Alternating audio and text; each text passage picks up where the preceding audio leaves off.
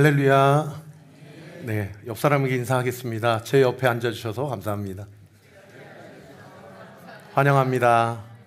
나 축복합니다. 우리합니다. 광고를 봤나요? 우리가 광고 봤죠? 네. 그 중보기도 모임을 특별히 중보기도 대원을 모집을 하고 있는데 우리 교회는 중보기도 팀이 상당히 중요합니다. 지난번에 서진교 목사님이 목찬 때 오셔서 말씀 준비하시려고 세미나 1실에서 대기하실 때에 세미나 2실에서 한 2시간 가까이 6시부터 8시까지 저녁에 중보기도 소리가 이렇게 들리는 것을 보면서 너무 큰 감동을 받으셨고, 이 교회는 소망이 있구나. 그리고 본인이 환상을 보았다라고 그렇게 고백하셨는데, 그분이 막 은사주의자가 아니거든요. 그런데 그 중보기도의 사운드가 살아 운동력이 있어서 이 교회를 덮고, 그리고 11층의 홀덤펍을 하나님께서 덮고, 그리고 우리 교회를 통하여 죽어가는 영혼들을 살리시겠다라는 믿음의 환상을 보면서 저한테 이렇게 간증을 해준 적이 있으셔요. 그래서 여러분, 목요일날 저녁 6시부터 8시, 그리고 주일날 10시 40분부터 교회를 위해서 여러분 기도해 주시고자 하시는 분들은 좀 마음의 결단을 하시고, 그동안에는 좀 오픈으로 시간 되실 때 오세요 했는데, 지금부터서는 이제 좀 정예부대로 중보기도팀을 운영을 하고자 합니다. 그래서 월 1회 토요 연합 기도 모임과 매주 목요일 또는 주일 둘 중에 한 번만 참석이 가능하신 분들은 누구든지 교회를 위해 중보의 용사로 세워주실 수 있으니까 여러분 기도하시고 또 사모님에게 신청해 주시면 감사하겠습니다. 오늘 본문은 예레미야 38장의 본문인데요. 그야말로 39장에서 이제 예루살렘 성이 무너지게 되거든요. 예루살렘 성이 무너지기 직전의 상황이라는 것을 여러분들이 좀 이해를 하시고 오늘 본문을 따라오시면 큰 이해가 될 것입니다. 이미 예루살렘 성이 1년 6개월 이상 바벨론의 느부갓네살 왕에 의해서 포위당한 그런 상황 가운데 있었어요. 여러분, 누구에게 포위당한 경험 있으세요? 누구에게 쫓김당한 경험 있으세요? 사실 우리는 전쟁 세대가 아니기 때문에 6.25 전쟁을 경험해 본 적도 없고 도망가 본 적도 없고 포위당한 경험이 없기 때문에 그런 상황이 얼마나 정말 절체절명의 위기의 상황인지는 우리가 사실 잘 이해가 되지 않아요. 근데 여러분이 영적인 상상력을 가지고 한번 상상해 보시면 좋겠습니다. 완전히 앞뒤 좌우가 다 꽉 막힌 상황이고요.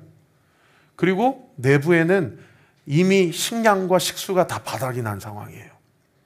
그리고 외부의 도움을 요청하려고 이집트에 구원병을 요청을 해봤지만, 한때 이 애굽왕 파라오가 이 예루살렘을 구원하려고 출병을 했지만 결국 잠깐 그 예루살렘 포위를 풀고 그들에게 맞서 싸우고자 했었던 느부갓네살 왕의 군대에 의해서 패하고, 그 전쟁을 이기고 나서 느부갓네살이 다시 지금 예루살렘 성을 포위한 상황이기 때문에 이제는 더 이상 외부의 도움을 요청할 데도 없는 그런 상황이라는 것이죠. 소위 완전히 소망이 사라진 상황.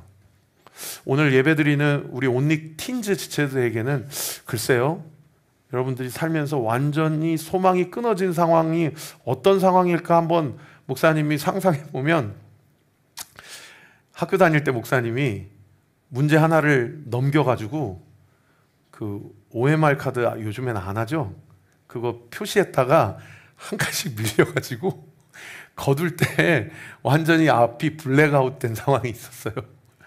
글쎄요, 우리 10대 지체들에게는 그런 상황이 좀 비슷한 상황일까요? 완전히 끝났구나, 이제는 더 이상 소망이 없구나 라고 하는 그런 상황 가운데서 내부에서 하나님의 음성이 들립니다. 그게 오늘 본문 3절 말씀인데 우리 같이 한번 읽어볼까요? 3절 말씀 시작.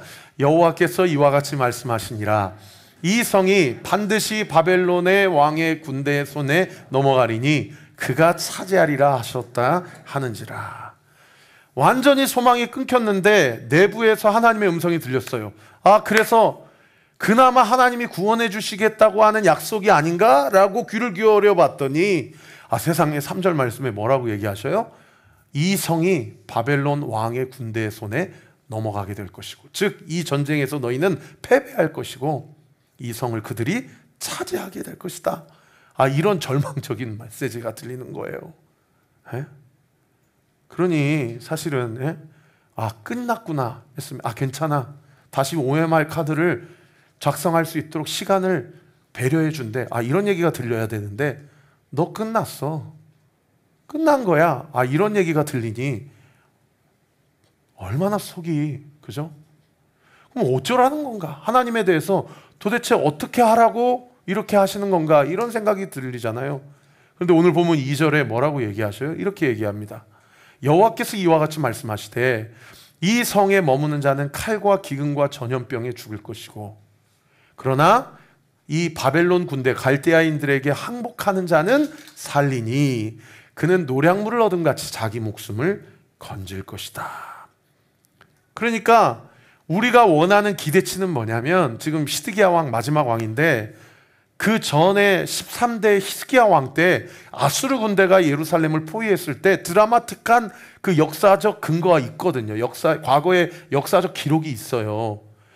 여러분 나중에 집에 가셔서 열왕기하 19장을 한번 읽어보시면 그때 무려 18만 5천 명이나 되는 엄청난 대군이 이 랍사게라는 장군을 앞세워가지고 예루살렘 성을 완전히 포위했는데, 지금도 역사학자들, 고고학자들이 어떤 일로 이 성이 구원을 받았는지 이거 설명이 안 돼요. 그냥 성경에는 뭐라고 기록되어 있냐면 히스기야 왕이 하나님 앞에 회개하고 돌이켜 하나님을 찾고 기도하였더라 라고 했더니 그 다음날 세상에 하루아침에 18만 명의 엄청난 대군이 송장이 되었더라 라고 그냥 열왕기하 19장에 써 있어요.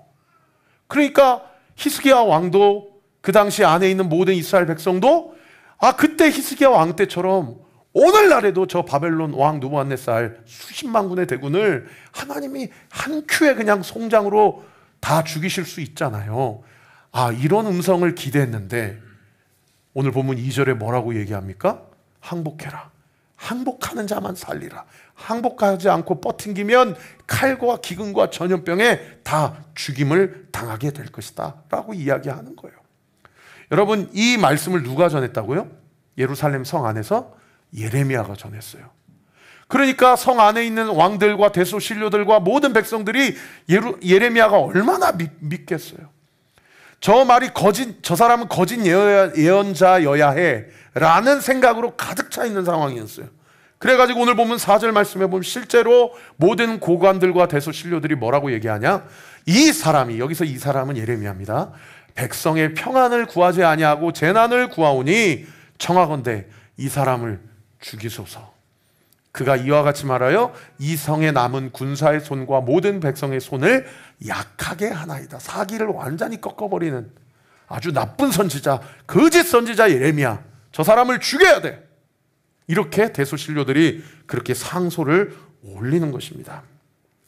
이때 이 신하들에 대한 시드기야 왕의 반응이 오늘 본문 5절에 기록되어 있죠. 우리 5절 말씀 같이 한번 읽어볼까요? 시작. 시드기야 왕이 이르되 보라, 그가 너희 손 안에 있느니라.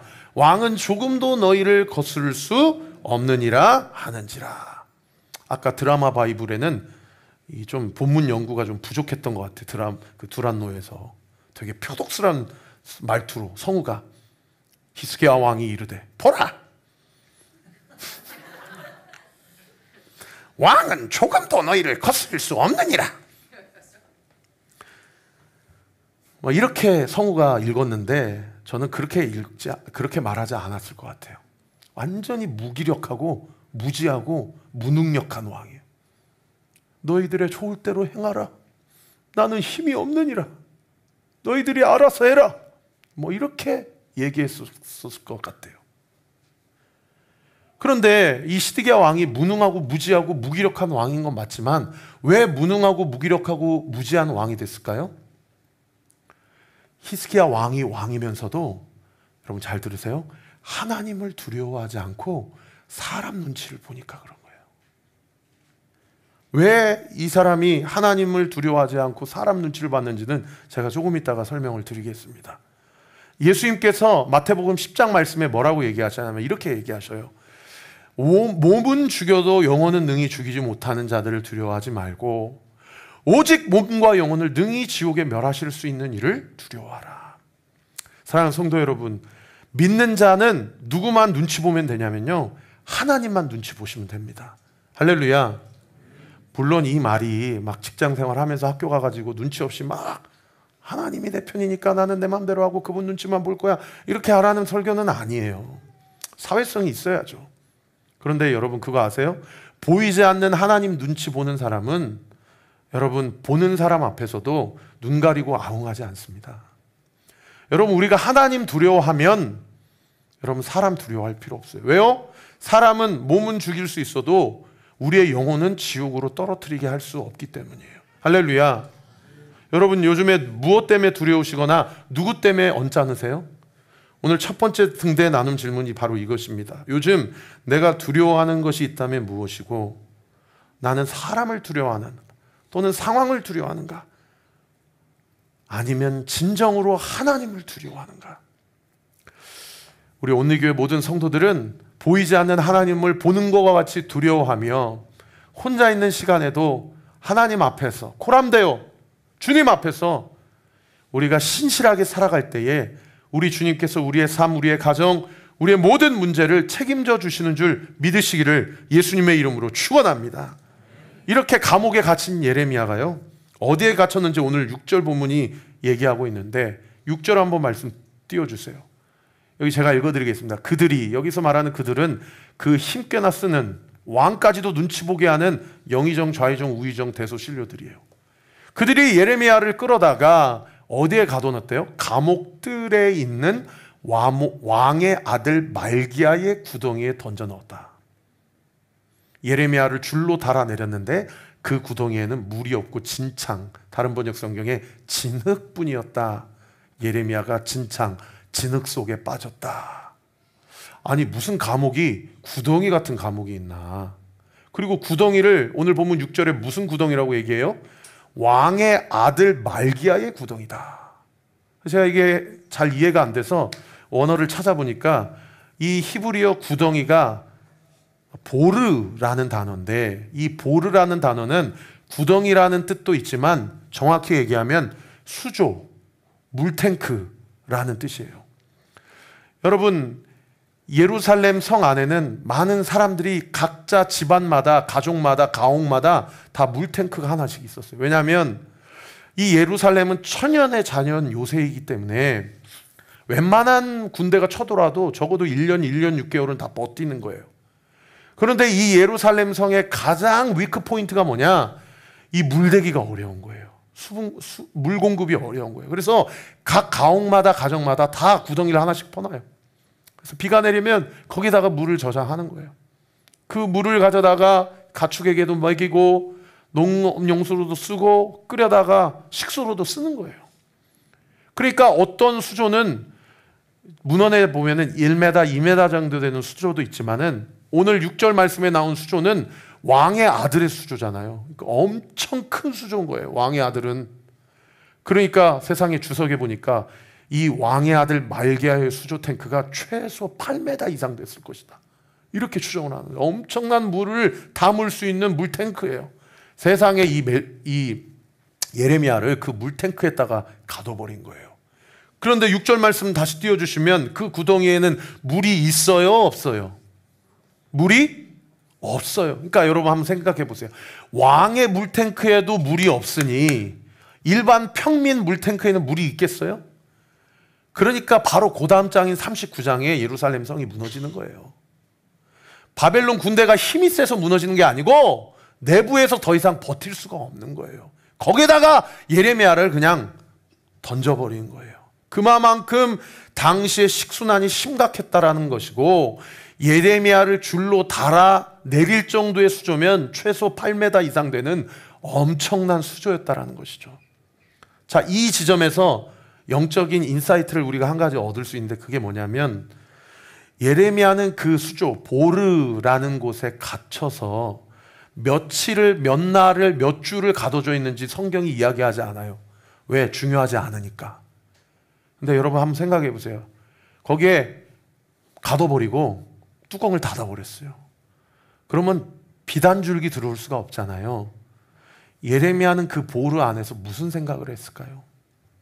저희 아버님이 교도관이어서 제가 이렇게 탈옥하는 영화를 어렸을 때부터 참 즐겨서 많이 봤는데, 지금도 영화 제목이 생각이 안 나는데, 미국의 그 아주 강력한 범죄자들을 하도 탈옥이 많이 있으니까 그 범죄자들을 따로 감옥을 만들었는데, 제 기억으로 그 영화가 샌프란시스코 앞에 있는 바다의 섬에다가 이 감옥을 만들어 버린 거예요. 그래가지고 탈옥하면 바다에서 익사해요. 그런데 익사하지 않고 구조가 된 극악한 이 수용자들은 그냥 일반 수용소에 다시 들어가가지고 가두지 않고 따로 칠흑과 같은 빛 한 줄기 들어가지 않는 감옥에다가 한 몇 주고 몇 달이고 수용을 시켜버리는 거예요. 여러분, 사람이 몇 주 몇 달 동안 빛을 못 보니까 제 기억에 그 영화에 이 죄수들이 정신분열을 일으키더라고요. 정신병 환자가 돼가지고 거기 한번 들어갔다 나오면 완전히 교화가 되어 나오는 그런 영화를 제가 어렸을 때 본 적이 있거든요.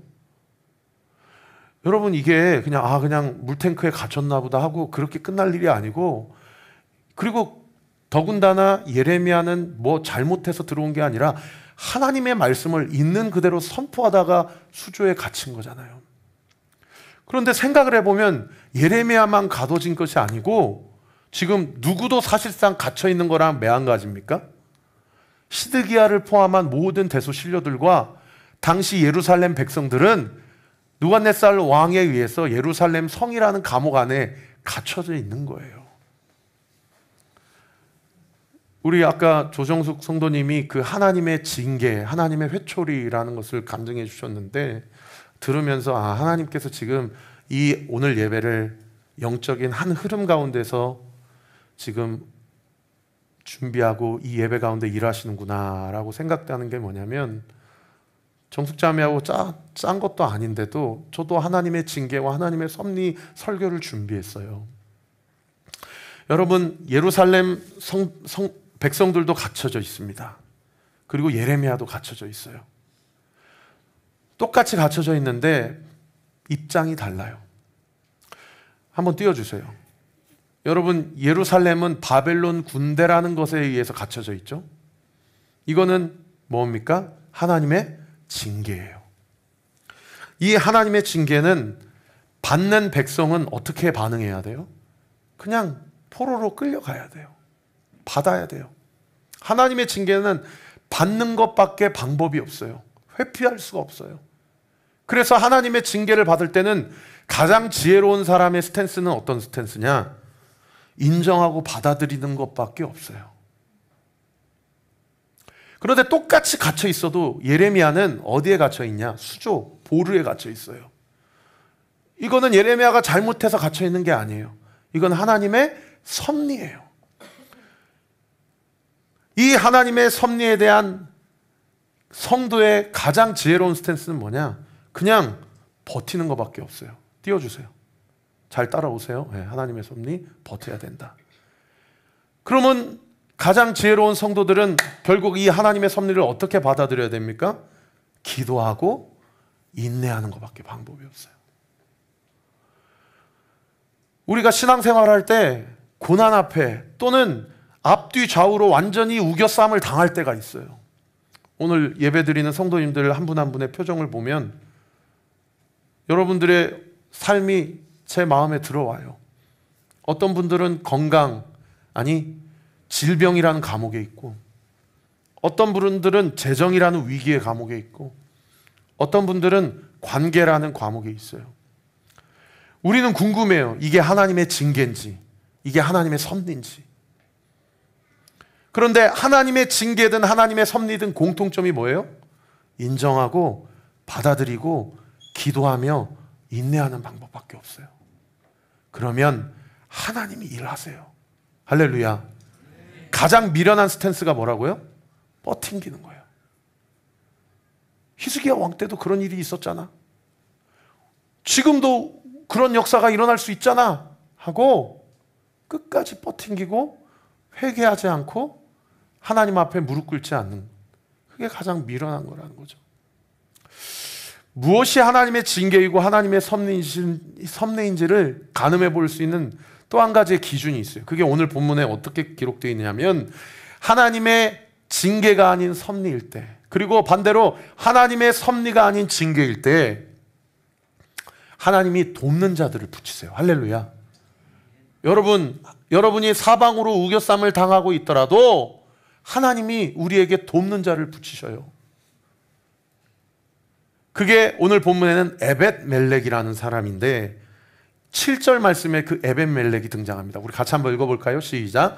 왕궁 내시 구스인 에벳멜렉이 그들이 예레미야를 구덩이에 던져 넣었음을 들으니라. 그때 왕이 베냐민 문에 앉았다니. 왕이 베냐민 문에 앉았다는 얘기는 지금 공적인 일을 처리하고 있는 상황 가운데 있었다는 뜻이에요. 이때 에벳멜렉이 왕 앞에 나옵니다. 그런데 이 에벳멜렉이라는 사람에 대해서 오늘 본문이 두 가지 정보를 우리에게 가르쳐주고 있는데, 첫 번째 정보가 뭐냐? 계속 띄워주세요. 이 사람이 구스 사람이었다라는 거예요. 이 구스는 이디오피아 사람이었다라는 거예요. 그러니까 다시 얘기하면 이 에벳멜렉은 유대인이 아니고 이스라엘 백성이 아니고 흑인 아프리카 사람이에요. 그리고 두 번째 정보가 뭐냐면, 이 사람의 직업이 넷이에요. 이 넷이라는 히브리어 단어를 다른 번역 성경에는 그냥 그야말로 거세한 사람 또는 황관이라고 번역하고 있어요. 여러분 한번 생각해 보세요. 하나님의 말씀을 전했다가 8m, 10m 되는 빛 한 줄기 들어오지 않는 물탱크에 지금 갇혀져 있는데, 하나님의 백성이라고 하는 12지파 어느 한 사람도 이거는 악입니다, 왕이시여 이거는 잘못된 것입니다, 이거는 하나님이 기뻐하시지 않습니다, 이러다가는 그 사람 죽습니다, 이것은 하나님 앞에 죄입니다, 이러면 안 됩니다 라고 얘기하는 사람이 없는데, 유일하게 한 사람이 이 한 사람, 이방인 아프리카 사람, 그것도 환관, 넷이 에벳멜렉이라는 거예요. 이 에벳멜렉이 이렇게 얘기합니다. 고단 9절 11절 말씀, 19절 말씀에 이렇게 얘기하죠. 우리 같이 한번 읽어볼까요? 9절 말씀 시작. 내 주 왕이여, 저 사람들이 선지자 예레미야에게 행한 모든 일은 악하니이다. 성중에 떡이 떨어졌거늘 그들이 그를 구덩이에 던져 넣었으니 그가 거기에서 굶어 죽으리이다 하니. 어느 누구도 하나님의 말씀과 하나님의 공의와 하나님의 선함을 이야기하는 사람이 없는데, 이 이방 사람이 유일하게, 그것도 뭐 내세울 만한 관직에 있는 사람이 아니라 내시가 왕 앞에 와서 목숨 걸고 이야기하는 겁니다. 왕이시여, 이건 악입니다, 이건 죄입니다, 저렇게 있으면 죽고 그 죽음에 대한 책임이 왕과 우리들에게 하나님께서 주실 것입니다, 정신 차리셔야 됩니다, 빨리 꺼내셔야 됩니다, 이렇게 이야기를 하는 거예요. 여러분, 이 에벳멜렉이라는 이름의 뜻이 왕의 종이란 뜻이거든요. 히브리어로 멜렉이 왕이란 뜻이고 에벳은 종, 슬레이브란 뜻이에요. 그러니까 사실은 오늘 본문이 이름이 에벳멜렉이라고 기록되어 있지만 왕의 종, 왕의 넷이니까 실제로 이 에티오피아 사람의 실명이 뭔지 몰라요. 기록도 되어 있지 않아요. 왕의 종이 왕께 아뢰었다, 이 얘기예요. 사실은 이 무명의 이 넷이 한 사람이 이렇게 왕에게 이야기를 하니 왕이 마지 못해서 30명, 35명을 내어줘서 그래, 그러면 살려야지. 그러니까 여기서도 니들 마음대로 해라. 또 옳은 소리를 하니까 그래, 네 말이 맞다. 완전히 영적인 줏대와 분별력이 없이 그냥 이리 끌려가고 저리 끌려가는 무기력한 왕이 시드기야 왕인데, 어떻든 그래도 허락을 한 거예요. 그러니까 세상에 이 에벳멜렉, 하나님의 사람은요, 말만 하는 게 아니고 실천하고 삶으로 옮기는 사람이에요. 이 에벳멜렉이 창고로 가서 뭘 가져옵니까? 11절 말씀 한번 띄워주시면, 에벳멜렉이 그 35명의 사람을 데리고 왕궁 곳간 창고로 가가지고 거기에서 헝겊과 낡은 옷을 가져다가 그 낡은 옷을 묶어가지고 서로 이어서 뭘 만들어요? 밧줄을 만들어요. 여러분의 하나님 사람들은요, 말만 하는 것이 아니라 실천하는 사람이에요. 할렐루야. 우리의 믿음을 하나님이 무엇으로 달아보시냐면 말로 달아보시는 것이 아니라 행함과 실천함으로 달아보신다고요. 그래가지고 한번 사진 띄워주세요. 거기 또 간 거예요. 아니, 그 사진 말고 그 이전에 이 아프리카 사람이 가가지고 예레미야 살아있습니까? 지금 저 사진상 위치가 저렇지 아마 깊이가 한 10m 된다고 그러면 얼마나 기뻤겠어요. 예레미야 예레미야 예레미야 예레미야 살아있습니까? 살아있습니까? 살아있습니까? 살아있습니까? 근데 이 에벤멜렉이 말만 하지 않고 실천에 행한 사람뿐만 아니라 이 사람이 참 지혜로운 사람인 게 뭐냐면 12절 말씀, 이 헝겊으로 묶은 줄을 가져다가 어떻게 하냐면 예레미야에게 이렇게 이릅니다. 당신은 이 헝겊과 낡은 옷을 당신의 겨드랑이에 대고 줄로 그 아래로 대시오. 잘 보이지는 않는데 며칠이 지났는지 모르겠지만 정신분열을 일으켰는지 완전히 끊어진 소망 가운데 뭐 먹을 것을 줬겠어요? 물을 줬겠어요? 지금 밖에 있는 사람도 먹을 물이 없는데, 그러니까 한 1, 2m 되면은 로프로 그냥 줄만 내려주면 지가 알아서 올라올 수 있잖아요. 살 소망만 있으면. 에벤멜렉이 얼마나 지혜로운 사람이냐면 내가 지금 헝겊과 낡은 줄을 내릴 테니 그 줄에다가 겨드랑이를 껴세요. 그리고 매달려만 있으세요. 밑에 줄을 그 아래 대시오라는 얘기가 매달려만 있으라는 거예요. 한번 아까 이거 띄워주세요. 매달려만 있으면 장정 10수명이 달려들어가지고 응차 해서 그 한 10m 되는 것을 끌어당기는 거예요. 아까 두란노 바이블 성경이 좀 본문 연구가 부족해요. 한 사람이 끈 걸로 이미지가 기록되어 있는데 여러분 장정을 그렇게 한 사람이 8m, 10m에서 끌을 수가 없어요. 10수명이 달려들어가지고 이쪽 저쪽에서 응차 하면서 끌어내는 거예요. 여러분 이걸 누가 했다고요? 에벤멜렉이 했다는. 에벤멜렉은 말을 하는 사람이었고, 에벤멜렉은 말뿐만 아니라 행함으로 자기의 의와 믿음을 드러낸 사람이었고 또 지혜가 있는 사람이에요. 분명히 이 예레미야는 자기 스스로 그 밖으로 나올 수 없을 것이다 생각하고 끌어낸 것이죠. 이에 반해 여러분 시드기야는 어떻습니까? 시드기야는 에벤멜렉이 이건 악입니다 라고 했을 때 오늘 본문 10절에 이렇게 얘기하죠. 너는 여기서 30명을 데리고 가서 선지자 예레미야가 죽기 전에 그를 구덩이에서 끌어내라. 이 본문만 보면 시드기야가 괜찮은 왕인 것 같아요. 그런데 어제 큐티 본문에 보시면은 사실은 이 예레미야가 이 물탱크에 처음 갇힌 게 아니라 옳은 소리 했다고 서기관 요나단 집에 또 갇혀요. 사람들이 가두라고 막 상소를 올리니까 가둬버려요. 워낙 사람 눈치를 보니까. 그런데 세상에 어제 본문 17절 37장 17절에 보면 가둬져 있는 예레미야에 대해서 왕이 왕궁에서 그에게 비밀이 물어봅니다. 이 비밀이 물어본다는 얘기는 무슨 얘기냐면 사람 눈치 봤다는 얘기예요. 뭐라고 물어봅니까? 예레미야, 여호와께 받은 말씀이 있어? 이 전쟁이 어떻게 된다고? 히스기야 왕 때처럼 하나님이 한순간에 송장 만드신다, 혹시 그런 말씀 없어? 라고 하니까 예레미야가 받은 말씀은 있는데 그 말씀이 뭐냐? 왕이 바벨론 왕에게 붙잡혀가게 될 것입니다 라는 말씀입니다 라는 얘기를 이야기해요. 그러니까 시드기야는 하나님의 뜻이 무엇인지 분명히 알았어요. 그런데 알면서도 어떻게 해요?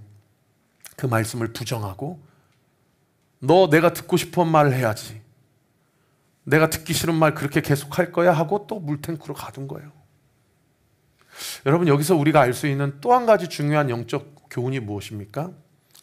우리가 하나님의 말씀을 받을 때에 내가 원하는 말씀만 받는 것은 그것은 점치는 것이고 그것은 우상 숭배하는 거예요. 여러분 하나님의 말씀은 있는 그대로 받는 것입니다. 할렐루야. 그래서 제가 강해 설교하는 것이고, 그리고 제가 매 새벽마다 새벽 설교를 쭉 루틴하게 큐티 본문을 하는 거예요. 하나님의 말씀은 힘들 땐 이 말씀, 어떨 땐 저 말씀 이렇게 취하는 게 아니에요. 하나님의 말씀은 쭉 통전적으로 연속적으로 하나님의 음성을 듣는 것입니다. 할렐루야. 여러분, 결국 이렇게 하나님의 말씀을 받고 있는 그대로 그러면 내가 순종하겠습니다 한 이 에벤멜렉이 받은 복이 이번 주 화요일자 큐티 본문에 적혀져 있어요. 제가 미리 화요일자 큐티 본문을 땡겨가지고 여러분께 말씀드리면 이 에벤멜렉이 어떤 복을 받게 되냐, 결국 39장에서 예루살렘 성이 무너지게 되거든요. 그 무너질 때 하나님께서 예레미야에게 에벤멜렉에게 가서 이 말씀을 꼭 전해 라고 한 이 에벤멜렉에 대한 하나님의 복이 뭐냐, 내일 모레 화요일자 본문에 우리 16절부터 18절까지 제가 한번 읽어드릴게요. 너는 가서 구스인 에벤멜렉에게 말하기를, 만군의 여호와 이스라엘의 하나님의 말씀에 내가 이 성에 재난을 내리고 복을 내리려 아니한 나의 말이 그날에 내 눈앞에 이루리라. 에벤멜렉이 받은 첫 번째 복이 뭐냐, 하나님의 말씀이 성취되는 것을 눈으로 본 거예요. 물론 잡혀간 사람도 다 눈으로 봤죠. 근데 두 번째 복이 뭐냐, 17절인데 여호와의 말씀이냐, 내가 그날에 너를 구원할 것이다. 에벤멜렉이 잡혀가지 않았어요. 하나님이 구원했어요. 그리고 세 번째 복이 뭐냐, 18절에 보세요. 내가 반드시 너를 구원할 것인즉 네가 칼에 죽지 아니하고 네가 노량물같이 내 목숨을 얻을 것이니 이는 네가 나를 뭐 하였습니다? 믿었습니다. 하나님을 믿는 믿음의 복을 받아요. 여러분, 창세기 15장에는 아브라함이 하나님의 말씀을 믿으니 하나님이 그 믿음을 무엇으로 여겼다고 이야기하셔요? 의로 여겼다고 하시죠. 할렐루야.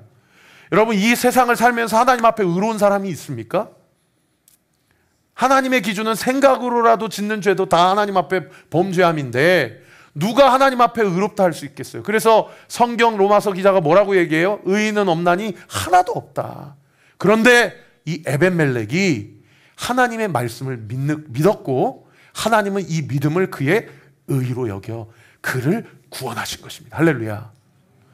여러분, 하나님의 말씀을 있는 그대로 받고 믿는 것, 그래서 그 믿음을 하나님이 나에게 의로 여겨주신 방법 외에는 구원받을 방법이 없어요. 우리 사랑하는 온리교회 성도들이 어떠한 보르 안에 갇혀있다 하더라도, 그것이 하나님의 섭리든 그것이 하나님의 징계든, 여러분, 하나님의 말씀을 믿으십시다. 그 믿음을 하나님이 우리의 의로 여겨주실 것입니다. 그래서 에벤멜렉이 받은 복이 뭐라고요? 동그라미 1번, 하나님의 말씀이 성취된 것을 보았고, 동그라미 2번, 하나님이 구원을 해주신 것을 누렸고, 마지막 세 번째, 하나님을 믿는 복을 받았다라는 것입니다. 말씀을 정리하겠습니다. 여러분, 이 에벤멜렉이 이스라엘 12지파 사람이었다고요? 아니면 이방인이었다고요? 이 아프리카 사람이에요. 여러분, 이게 참 기가 막히고 코가 막힐 거예요. 저는 설교하면서 뭐가 제일 고통스러운지 아세요? 이 설교의 첫 번째 적용점이 나 자신이어야 되는데 제가 너무 고통스러운 거예요. 제가. 여러분, 우리가 오실 주님을 기다릴 때에 신부로서 신랑 되신 예수님을 가장 잘 기다릴 수 있는 게 뭐냐? 우리 스스로를 이방인으로 생각하는 겁니다. 우리가 저같이 모태신앙이고 목회자 자녀고 어렸을 때부터 신앙생활을 한 사람들일수록 여러분, 우리가 이방인의 은혜가 아닌 하나님의 은혜와 구원을 받았다라는 생각으로 마치 천국행 티켓팅 뽑은 것처럼 그렇게 종교적으로 자기 열심으로 신앙생활하는 사람들이 오늘날 한국교회 안에도 얼마나 많은지 모른다라는 거예요. 성경에 마태복음 8장에 가면 가버나움이라는 동네, 하나님께서 많은 기적과 이적을 베푼 동네인데, 거기 가서 예수님께서 복음을 전하는데 이방인 로마 백부장이 와가지고 자기 종이 중풍병 죽을 병에 거했으니 자기 종 좀 살려주세요. 그래서 알겠다라고 살려주려고 하니까 이 로마 백부장 이방인이 뭐라고 얘기합니까? 나도 내 수하에 있는 사람을 오라 하면 오고 가라 하면 갑니다. 예수님 당신 왕이시잖아요. 예수님 당신이 그 자리에서 명령만 하시면 우리 종의 병이 나을 줄 믿사오니 말씀만 하시옵소서. 그대로 될 줄 믿습니다. 그러니까 예수님 뭐라고 그래요? 이스라엘 백성 중에도 이만한 믿음을 본 적이 없는데 보라, 네 믿음이 너를 구원하였다. 여러분, 마가복음 7장에 가보면 두로 시돈 땅에 예수님이 가시는데 거기에서 한 여인이 예수님께 찾아와요. 그 여인이 누구냐면 수로보니게 여인이에요. 수리아 플러스 페니키아 여인. 이방 여자예요. 헬라 사람. 근데 자기 어린 딸이 귀신 들린 거예요.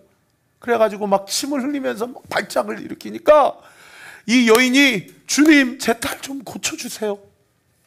그러니까 세상에 예수님이 너무나도 차갑게 너 이방 여자잖아.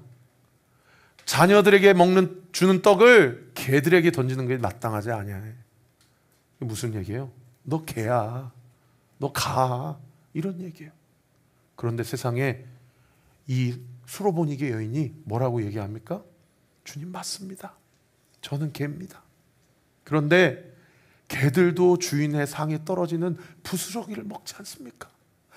나를 그렇게 불쌍히 여겨주시고 내 딸 좀 고쳐주세요. 그렇게 얘기하는 거예요.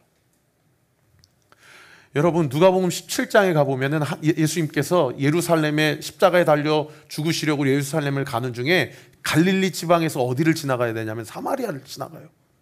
사마리아 땅을 지나가는데 10명의 문둥병 환자가 예수님 우리 좀 고쳐주세요. 예수님 우리 좀 고쳐주세요. 전염성이 있으니까 가까이 오지도 못하고 멀리서 예수님 나 좀 고쳐달라고 얘기를 하니까 예수님이 불쌍히 여겨주시고 가서 제사장에게 너희의 몸을 보여라.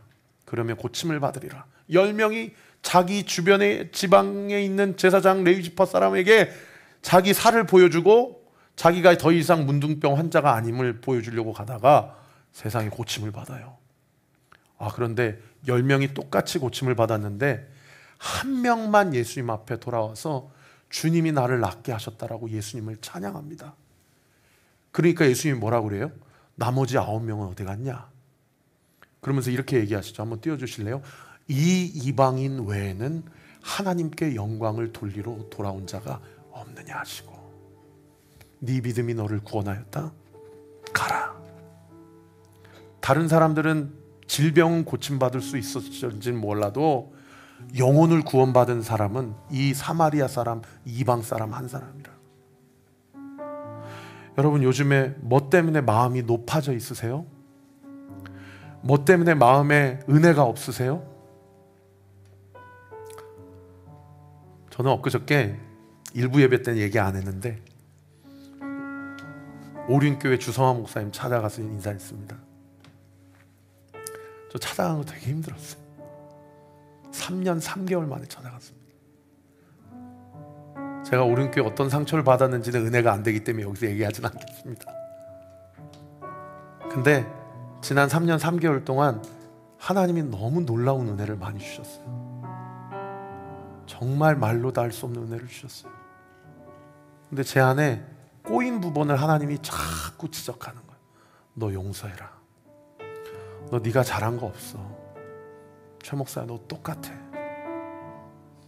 저 그거 되게 외면했거든요. 왜요? 굳이 그렇게까지 찾아가서 용서를 구하고. 그래서 제가 저를 좀 기다려줬어요. 3년 동안. 너 그냥 불편한 관계가 싫어서 마음에도 인정되지 않는 사과할 바에야 차라리 기다려주자. 누구에게 대해서? 자기 자신에 대해서. 저 스스로를 기다려줬어요. 3년 넉 달 만에 지난주에 오륜교회 갔더니 세상에 지하 주차장 차단기가 열리더라고요. 원래 열어주세요 해야 열어주는데 아직도 제 차량 넘버가 행정상 지워지지가 않았는지 이렇게 차단기가 열리니까 등록된 차량입니다. 그런데 그동안 모교에 받은 서운함이 다 사라지고 아직도 나를 맞이해 주는구나라는 마음의 따뜻함이 들어오더라고요. 그래서 다니엘 기도 다니엘 기도에 디렉 하시는 목사님 만나서 그동안 서운했던 거 다 풀고, 그래도 제가 교만했습니다. 제 생각으로 김은호 목사님과 오륜교회 개척사역 그리고 교회론과 관련해서 판단하고 평가했던 거 제가 회개합니다. 그리고 형님, 저 좀 원로 목사님 좀 만날 수 있도록 좀 다리 좀 대주세요.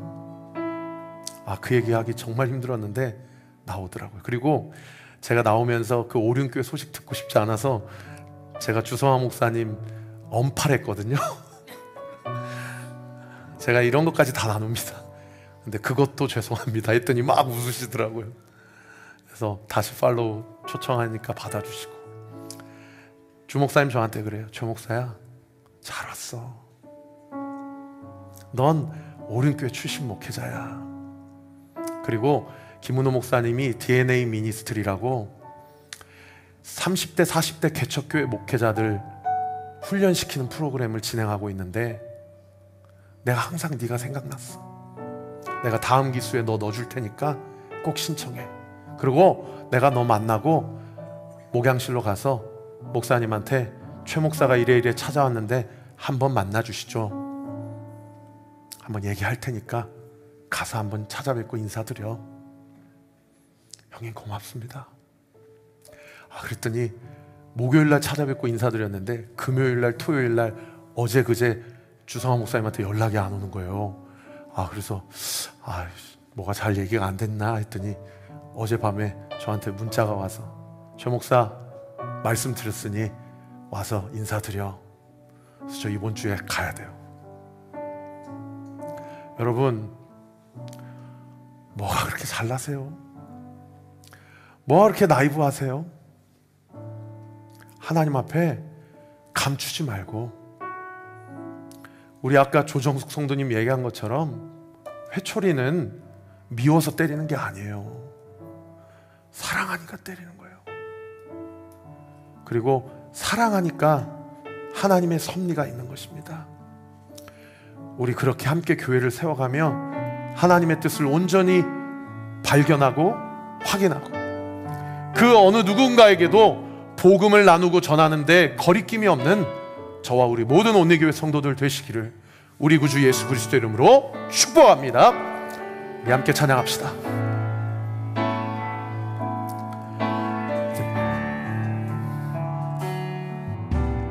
가지고 시작한 걸음, 확신 가지고 되는 발걸음, 나를 향한 그분의 계획 온전히 믿고 나아갑니다. 때론 그 길이 순탄치 않아 많이 두렵고 헤맬지라도 항상 나와 함께 하시는 주를 믿고 나아갑니다. 주님을 믿습니다. 아무것도 없을지라도, 아무것도 없을지라도 모두가 날 떠날지라도 나를 인도하시는 주님의 사랑을 나 의지해.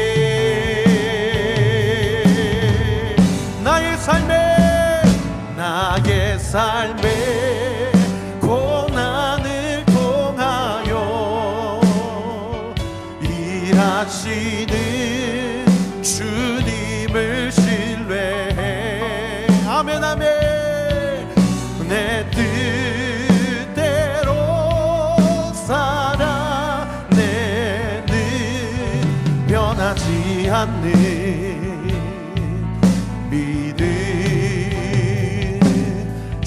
주소서. 우리 한 번 더 고백합시다. 믿음 가지고 시작한 걸음 확신 가지고 내는 발걸음 나를 향한 그분의 계획 온전히 믿고 나아갑니다. 때론 그 길이 순탄치 않아 많이 두렵고 헤맬지라도 항상 나와 함께 하시는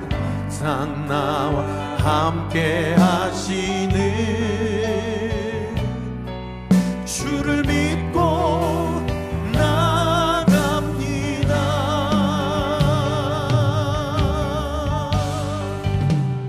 아무것도 없을지라도 모두가 날 떠날지라도 나를 인도하시는 주님의 사랑을 나 의지해. 우리 두 손을 주님 앞에 높이 들고 나의 삶의 고난을 통하여 일하시는 주님을 신뢰해 그분의 뜻대로 살아내는 변하지 않는 믿음 나의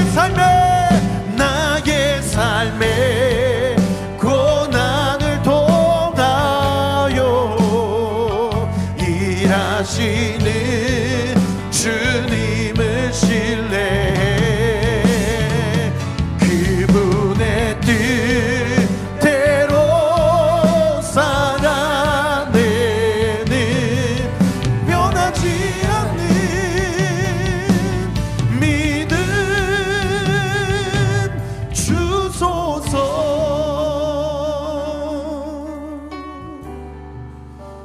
여러분, 하나님의 징계인지 하나님의 섭리인지 내가 지금 갇혀있는 것 같은 보르 안에서 그거 따지지 마세요.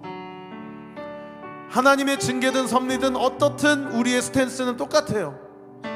인정하고 받아들이고 기도하며 인내하는 거예요. 하나님의 회초리를 미워서 때리시는 게 아니에요. 그것도 사랑이고요, 하나님의 섭리도 사랑인 줄 믿습니다. 여러분 동의하시면 아멘. 어떤 사람이 은혜를 입어요? 에벤멜렉처럼 이방인 같은 사람, 내시고 아프리카 사람이고.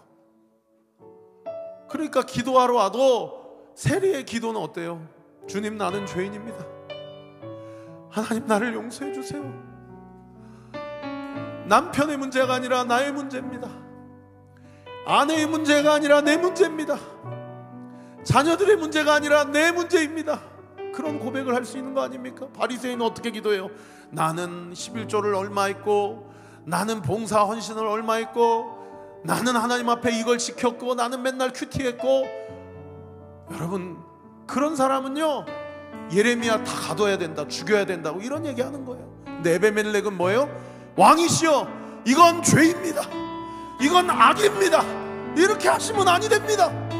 그렇게 말하고 헌금을 다 이어가지고 끌어도 올라올지 모를지 모르는 사람한테 버티고만 있으라고, 내가 올려주겠다고. 그런 사람, 그 에베멜렉 한 사람 때문에 예레미야가 살고, 그 한 사람이 예루살렘 무너질 때에 내가 너를 구원하리라, 내가 네 믿음을 너의 의로 여기리라, 하나님의 놀라운 역사를 보는 거 아닙니까? 여러분, 이 시간 같이 한번 기도할 때, 하나님, 주님의 말씀 붙잡고만 있을 때니 하나님이 끌어주세요. 하나님이 들어주세요. 하나님이 일으켜주세요. 내 자존심, 내 생각, 내 경험, 내 판단 다 십자가 앞에 못 박고 하나님 앞에 온전히 인정하며 하나님의 인도하심을 받기를 원하오니 주님 나를 도리에서 구원해 주시옵소서. 우리 하실 수 있으면 두 손을 주님 앞에 높이 들고 우리 주여 한 번 부르짖고 기도합시다. 주여 아버지 살려주세요. 아버지 구원해주세요. 아버지 일으켜주세요. 아버지 붙잡아주세요. 아버지 역사해주세요. 아버지 은혜를 더하여 주시고 성령 하나님 붙들어주시고 아버지 은혜 위에 은혜를 더하여 주시옵소서. 아버지 하나님의 은혜와 사랑이 온전히 부어지게 하시고 하나님 강건하라 강건하라 강건하라 담대하라 담대하라 담대하라. 아버지 은혜를 더하여 주시고 하나님의 영광을 위하여 온전히 사랑하는 놀라운 역사 있도록 주께서 은혜 베풀어 주시고 주님 인도하여 주시옵소서. 나에게 징계를 주시든 섭리를 주시든 우리 추승한 아버지 하나님 주님 하나님 붙들어 주시고 아버지 하나님의 은혜와 그 일과 자비로 아버지 구원해 주시고 하나님의 영광 가운데 강건하라 담대하라 담대하라 담대하라. 아버지 역사하여 주시고 아버지 은혜를 더하여 주시옵소서. 은혜를 더하여 주시옵소서. 아버지 하나님의 역사 가운데 예수 이름으로 일어날지어다 나을지어다. 우리 사랑하는 이성부 아버님 나을지어다. 아버지 역사하시고 주님 은혜 위에 은혜를 더하여 주시옵소서. 아버지 강권적으로 붙들어 주시옵소서. 아버지 하나님께서 일으키실 것을 믿습니다. 아버지 하나님께서 살려주실 것을 믿습니다. 하나님께서 책임져 주실 것을 믿습니다. 그 믿음 가지고 하나님의 영광을 위하여 바라보는 놀라운 은혜의 역사 있도록 주께서 은혜 베풀어 주시고 주님 인도하여 주시옵소서. 아버지 하나님 붙잡아 주시옵소서. 일으켜 주시옵소서. 일하여 주시옵소서. 하나님 아버지 감사합니다. 우리는 이것이 하나님의 징계인가 섭리인가, 내가 뭐라도 잘못해서 지금 보르 안에 갇힌 거 아닌가, 내가 뭐라도 놓치고 있어서, 내가 11조 안에서, 내가 헌신 안에서, 내가 큐티 안에서 하나님이 나를 치시는 거 아닌가, 우리 생각만큼, 우리의 분량만큼, 우리의 깜냥만큼 나를 향한 주님의 사랑을 재단하고 하나님의 일하심을 제한하지는 않는가. 아버지 하나님, 우리의 교만을 오늘 이 예배를 통해 회개합니다. 아버지, 우리의 무지와 아버지 시드기야의 이야기, 무능력하고 무기력한 이야기가 시드기야가 아니라 오늘 이 말씀을 전하는 나의 이야기고, 이 말씀을 듣는 우리 성도들의 이야기는 아닙니까? 아버지, 우리를 불쌍히 여겨 주시옵소서. 아버지, 우리를 긍휼히 여겨 주시옵소서. 우리를 에벤멜렉 삼으셔서 이 무명의 이방인 한 사람을 통하여 아버지 영적인 분별이 일어나게 하시고 하나님의 사명과 하나님의 역사가 나타나게 하시고 하나님의 믿음과 구원이 나타난 것처럼 우리 사랑하는 성도들의 구체적인 삶 가운데 하나님의 구원과 주님을 향한 신실한 믿음과 순수한 마음이 온전히 나타나고 드러나고 확증되는 놀라운 은혜의 역사 있게 하여 주시옵소서. 너는 두려워하지 말라. 너는 두려워할 자를 두려워하고, 너는 기도할 자에게 기도하고, 너는 근심하며 염려하지 말라. 내가 너를 구원하리라. 내가 너를 들었으리라. 내가 반드시 네 가정을 살려주리라. 아버지, 믿음의 소망 가지고 이번 5월 마지막 주 한 주도 승리하며 살아가는 우리 사랑하는 온리교회 모든 성도들 되게 하여 주옵소서. 우리 이성루 아버님, 윤은나 간사님, 또 아버지 우리 성도들 몸 안에 있는 발견하지 못한 암세포들 있다면 예수 이름으로 명하노니 소멸될지어다. 떠나갈지어다. 깨끗함을 입게 될지어다. 중농증, 비염, 갑상선 한진증, 그리고 이명, 이석증, 그리고 우울증, 공황장애 예수 이름으로 명하노니 아버지, 우리 성도들 마음 가운데 있는 아버지 떡하니 자리 잡고 있는 큼지막한 짐과 멍에와 돌들, 그 모든 돌덩어리들 예수의 이름으로 명하노니 떠나갈지어다, 떠나갈지어다, 떠나갈지어다. 하나님이 주시는 것은 생명과 평안이요 참 안식과 기쁨인 줄 믿습니다. 우리 성도들 예배 시간마다 찬양할 때 마음이 뜨거워지게 하시고, 말씀을 들을 때 영적인 분별력이 부어지게 하시고, 기도할 때에 반드시 이 기도가 응답된다는 믿음의 확신을 가지고 그 보르에서 나를 건져내 주시고 나를 들려 올려주시는 하나님의 놀라우신 영광을 보게 하여 주시옵소서. 아버지, 온리틴즈 아이들과 통합 예배를 드리는데 언젠가는 청소년 예배를 세워야 되는데 우리 지체들이 목사님 설교가 좀 어렵다고 그러는데 아버지, 제가 좀 더 쉽게 설교할 수 있도록 지혜를 주시고 우리 온리틴즈 아이들 예배 시간에 레마의 말씀을 듣게 해주세요. 보이지 않는 하나님 만나주세요. 우리 교회에서 주님을 만나고 우리 아이들이 사무엘처럼 주여 종이 여기 있나이다, 주님 말씀하시옵소서 영적으로 반응하는 우리 온리틴즈 온리키즈 지체들 될 수 있도록 주께서 역사하시고 주님 은혜를 더하여 주시옵소서. 대선 기간입니다. 아버지, 하나님을 두려워하는 지도자, 백성을 사랑하는 지도자, 열강에 둘러싸여 있는 이 한반도 복음으로 통일하고 민족을 연합시킬 수 있는 지혜로운 사람을 세우시옵소서. 아버지 하나님, 다시는 대통령이 탄핵되는 일이 없도록 주께서 인치시고 우리 민족을 불쌍히 여겨주시고, 주님, 이렇게 경제적으로 정치적으로 군사적으로 이렇게 어려운 상황 가운데서도 한국교회가 정신을 차리고 기도함으로 아버지, 하루속히 자영업자들이 먹고 살게 하시고 더 이상 극단적인 생각이 들지 않게 하시고 우리나라 우리 민족 하루속히 구원해 주시고 모든 것이 정상적으로 돌아갈 수 있도록 주님의 위원회를 나려 주시옵소서. 그렇게 일하시고 함께 하실 주님께 모든 영광과 찬양 올려드리며 살아계신 우리 구주 예수 그리스도 이름으로 감사하며 기도하옵나이다. 아멘. 우리 주님께 영광과 감사의 박수 올려드립시다. 반드시 우리의 기도에 응답해 주실 것을 믿습니다. 우리의 신음에 응답해 주실 것을 믿습니다. 응답해 주실 것을 믿습니다.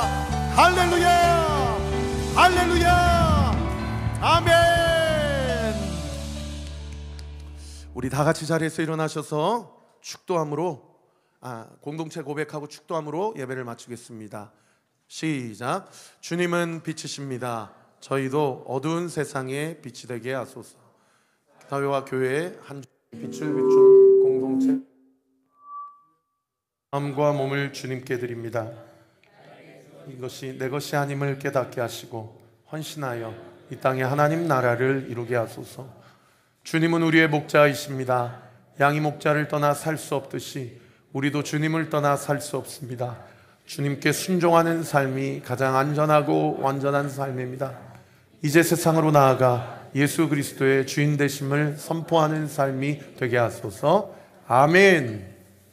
이제는 우리 구주 예수 그리스도의 은혜와 하나님의 사랑과 성령 하나님의 위로교통 충만하심이 오늘 주신 말씀을 붙잡고 내가 지금 갇혀있는 보르 안에서도 하나님께서 나를 구원해 주실 것이라는 믿음의 확신을 가지고 나에게 에벤멜렉이 되었쇼, 그의 삶을 그림자 삼아 예수 그리스도 나를 구원해 주신 주님, 나도 누군가에게 에벤멜렉이 되어 사람을 살리고 영혼을 세우는 존귀한 인생을 살기로 결단하는 우리 사랑하는 온리교회 모든 성도들 머리머리 위에 5월 마지막 제주일 이번 한 주의 모든 스케줄 위에, 그리고 우리 사랑하는 성도들의 구체적인 가정과 형편, 건강의 컨디션, 그리고 모든 재정의 상황과 모든 진로 앞길 위에 지금으로부터 영원토록 함께 하시기를 간절히 축원하옵나이다.